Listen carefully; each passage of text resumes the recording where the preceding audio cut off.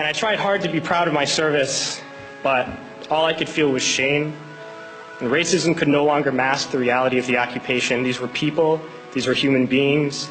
I've since been plagued by guilt anytime I see an elderly man, like the one who couldn't walk, who we rolled onto a stretcher and told the Iraqi police to take him away.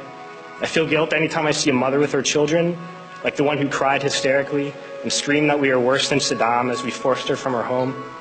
I feel guilt anytime I see a young girl, like the one I grabbed by the arm and dragged into the street.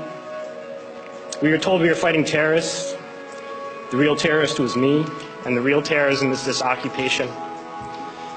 Racism within the military has long been an important tool to justify the destruction and occupation of another country. It has long been used to justify the killing, subjugation, and torture of another people. Racism is a vital weapon employed by this government. It is a more important weapon than a rifle, a tank, a bomber, or a battleship. It is more destructive than an artillery shell, or a bunker buster, or a Tomahawk missile. While all those weapons are created and owned by this government, they are harmless without people willing to use them.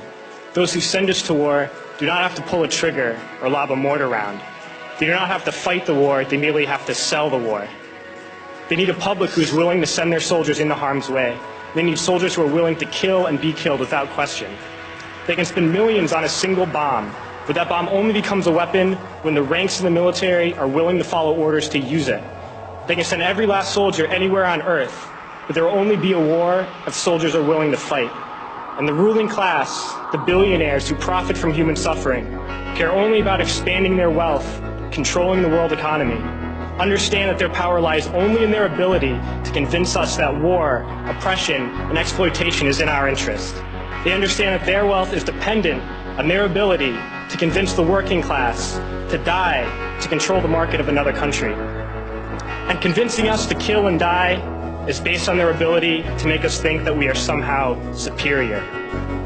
Soldiers, sailors, Marines, airmen have nothing to gain from this occupation.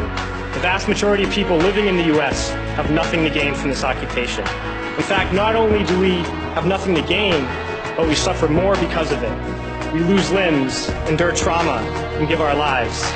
Our families have to watch flag-draped coffins lowered into the earth. Millions in this country without health care, jobs, or access to education must watch this government squander over $450 million a day on this occupation.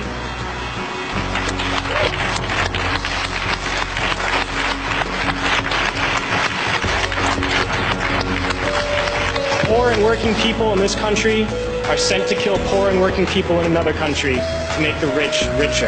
And without racism, soldiers would realize that they have more in common with the Iraqi people than they do with the billionaires who send us to war.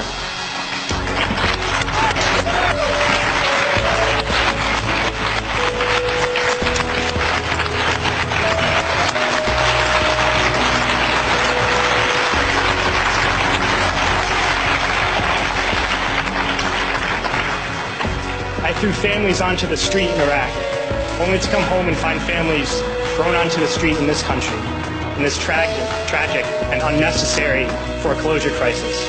We need to wake up and realize that our real enemies are not in some distant land.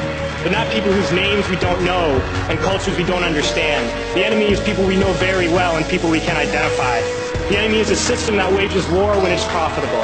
The enemy is the CEOs who lay us off from our jobs when it's profitable. It's the insurance companies who deny us health care when it's profitable. It's the banks who take away our homes when it's profitable.